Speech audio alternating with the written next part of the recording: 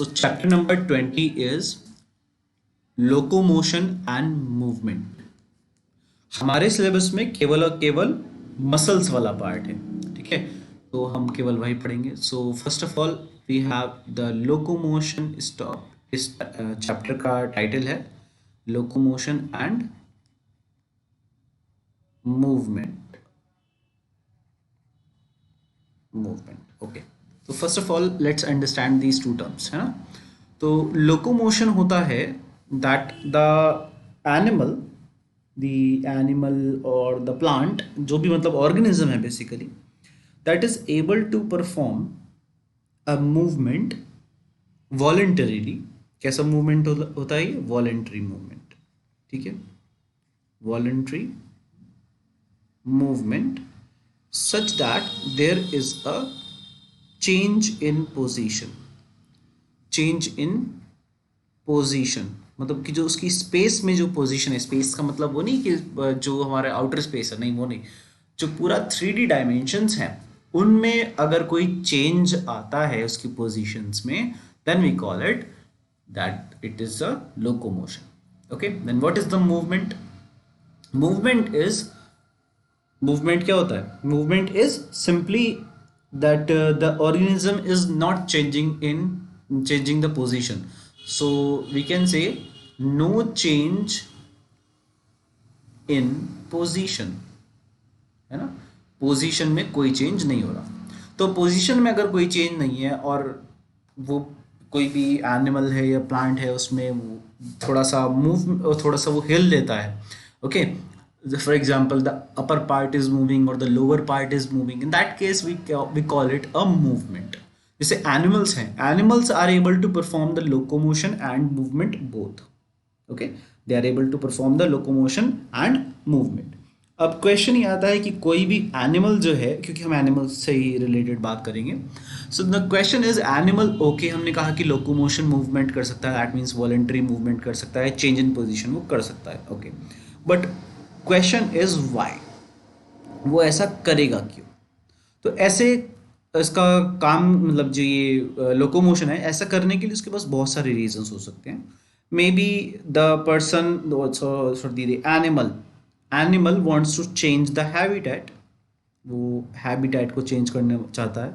May be the animal wants to breed, उसका breeding season है ना, ब्रीडिंग के लिए हो सकता है. और maybe the animal want to migrate, है ना. Maybe the animal is looking for the protection या शेल्टर, तो उसके लिए वो लोकोमोशन कर रहा है. Maybe the animal is looking for food, तो वो फूड खाने की तलाश कर रहा है. तो the reason could be many.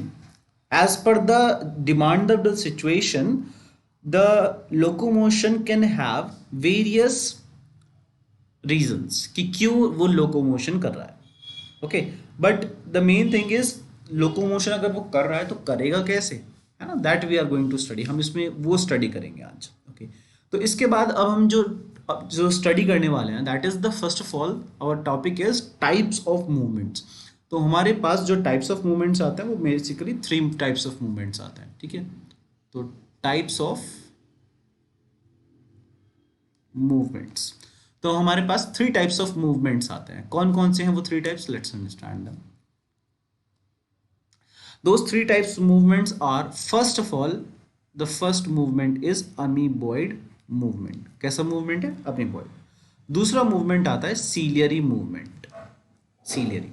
And last but not the least is the muscular.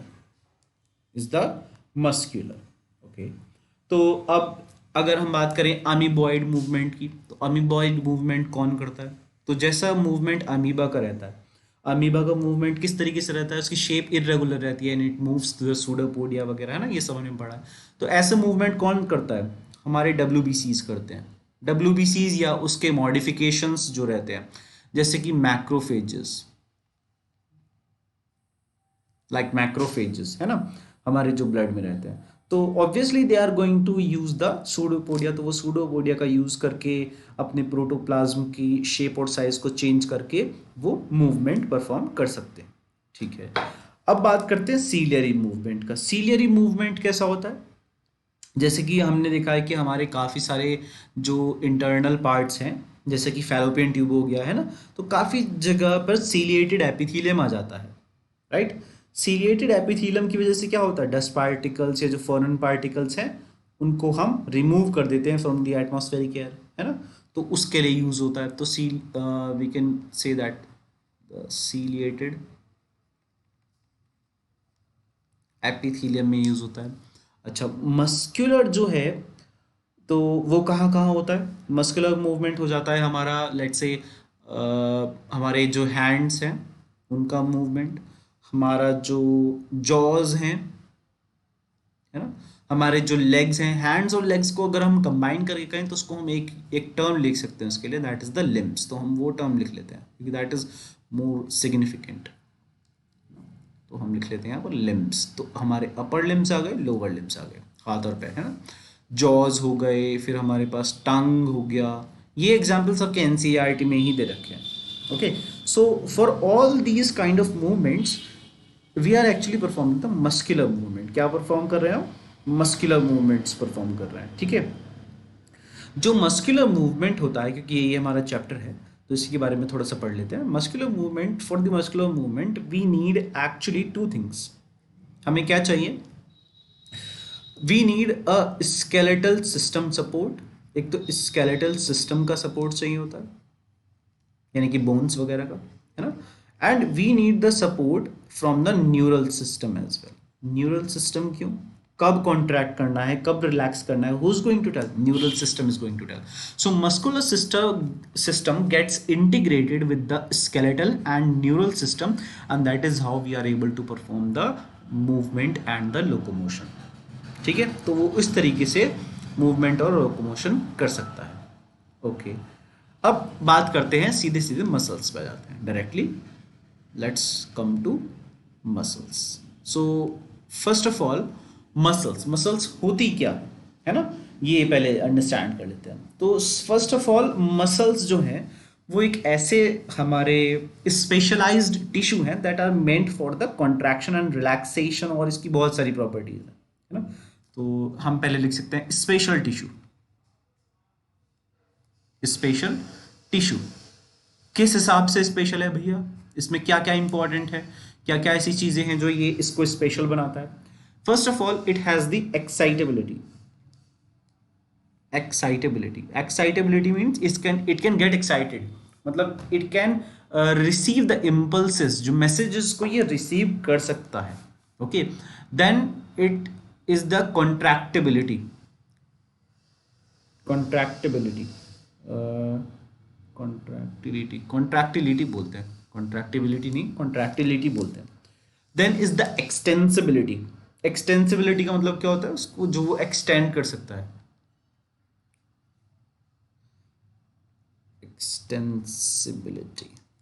Okay, and the last one is the elasticity.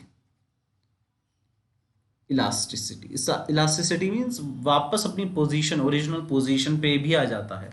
अगर वो सब ये सब काम करता है तो वापस वो अपनी पोजीशन पे भी आ जाता है। ओके, तो the muscle is of that type. Now important point, muscle, this muscle is of mesodermal origin. हमें पता है मीजोडर्म क्या होता है, राइट। तो डर्मल ओरिजिन का मसल होता है। जैसे कि हार्ट होता है, हार्ट इज ऑल्सो मीजोडर्मल। तो M for muscles, M for mesoderm. तो all the muscles in our body they are from mesoderm. Okay, they are from mesoderm. We can have a statement also, एक पूरा data है हमारे पास muscle से related, and that is हमारी body का लगभग 40 से 50% वेट जो होता है, हमारी बॉडी का, अडल्ट ह्यूमन का जो वेट होता है उसका 40-50% वेट किसका होता है एक्चुअली में, those weight are actually of the muscles. तो वो आधे, लगभग आधा वेट जो है हमारा वो तो हमारे मसल्स का ही है। ओके, अच्छा, उसके बाद हमने जब मसल्स को स्टडी करा हमें पता लग गया that muscles are having these particular 4 properties. Okay, तो अब जब हमने मसल्स को डिफरेंट अपने पर्टिकुलर क्राइटेरिया के हिसाब से डिस्ट्रीब्यूट करने की कोशिश करी, तो वो अलग अलग क्राइटेरिया में हम सेट कर सकते हैं, right. But mainly because of their location, appearance और जिस तक की वो एक्टिविटी करते हैं उसके बेसिस पे हमने मसल्स को 3 टाइप्स में डिवाइड कर लिया है। कितने टाइप्स में डिवाइड कर लिया? 3 टाइप्स में। उन 3 टाइप्स को हम स्टडी कर लेते हैं। So the muscles are divided into 3 types.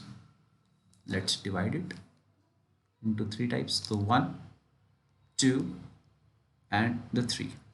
तो सबसे पहले जो मसल्स आ जाती हैं, those are called the skeletal muscles. Those are called the skeletal muscles. दूसरी मसल्स जो सेकंड जो आ जाती है, those are called the smooth muscles. Smooth muscles, ये आपने 7th चैप्टर में पढ़ा है सब कुछ।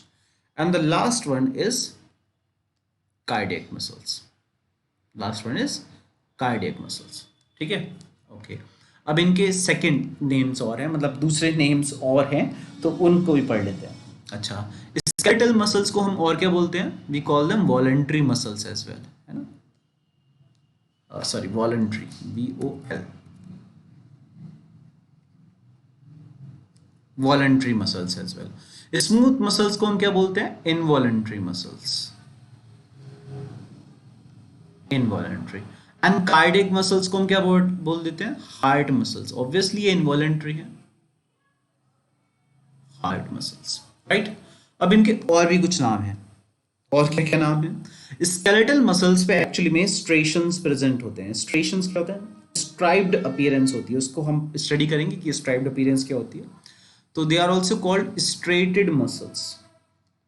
दे are also called striated muscles. Smooth muscles के पास कोई भी स्ट्रेशंस नहीं होते, तो इसको हम बोलते हैं, क्या बोलते हैं? अनस्ट्रेटेड, या फिर नॉन स्ट्रेटेड बोल सकते हैं, है ना। नॉन स्ट्रेटेड मसल्स या फिर अनस्ट्रेटेड मसल्स, अनस्ट्रेटेड मसल्स। अच्छा, ये वाली मसल्स कैसी रहती है? ये वाली मसल्स रहती है striated muscles. Striated, but striated तो है लेकिन कैसी है? इनवॉलंटरी। कैसी है? इनवॉलंटरी। अच्छा, स्मूथ मसल्स का एक और नाम भी है, या स्मूथ मसल्स का एक और नाम भी है। स्मूथ मसल्स को हम बोलते हैं विसरल मसल्स। क्या बोलते हैं? Visceral muscles. अब इसको विसरल का मतलब क्या होता है? एक्चुअली विसरल वो होता है जो हमारे विसरल ऑर्गन्स, जो हमारे विसरल ऑर्गन से अटैच्ड रहती है मसल्स। विसरल ऑर्गन्स कौन से होते हैं? विसरल ऑर्गन्स वो होते हैं जो बॉडी के अंदर, बॉडी की इनर वॉल के अंदर प्रेजेंट होते हैं।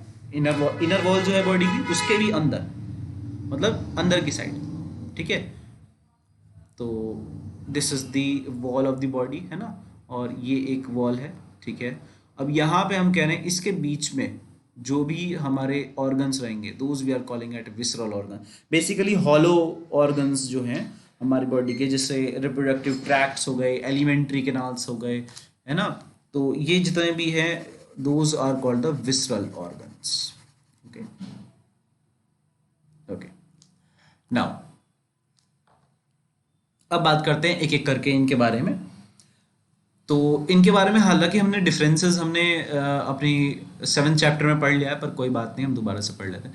स्केलेटल मसल का जब हम फाइबर देखते हैं तो हम ऑब्जर्व करते हैं that these skeletal muscles are having striations. मतलब एक हमें को मिलेगा, एक डार्क एरिया मिलेगा, फिर एक लाइट एरिया मिलेगा, फिर एक डार्क एरिया मिलेगा, और फिर एक लाइट एरिया मिलेगा, फिर एक डार्क एरिया, फिर एक लाइट एरिया, फिर एक डार्क एरिया, फिर एक लाइट एरिया।